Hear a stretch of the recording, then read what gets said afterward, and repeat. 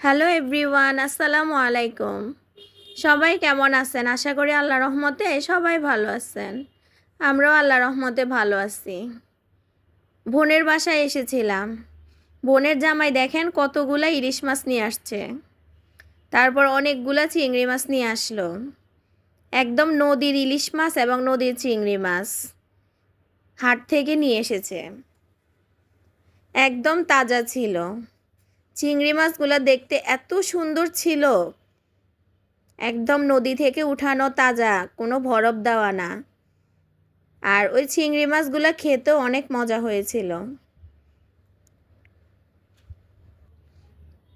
আমার ভিডিওর কোনো অংশে যদি আপনাদের ভালো লেগে থাকে তাহলে অবশ্যই আমার চ্যানেলে লাইক, কমেন্ট, শেয়ার এবং সাবস্ক্রাইব করবেন।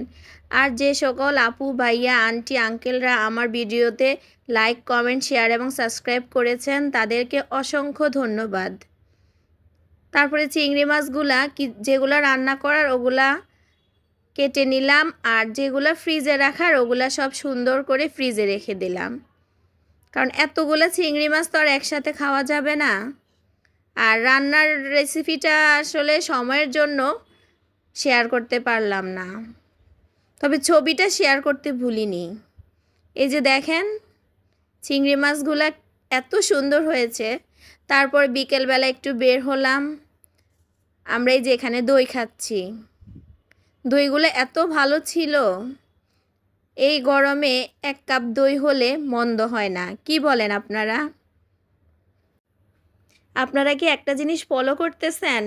আমি যখন দইয়ের কাপে 1 বাইট নেওয়ার জন্য চামচটা দিলাম, দেখেন ঢাকনাটা নিজে নিজে না উড়ে চলে যাচ্ছে বাতাসের সাথে।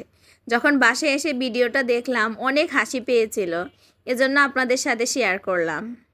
কেমন হয়েছে অবশ্যই জানাবেন।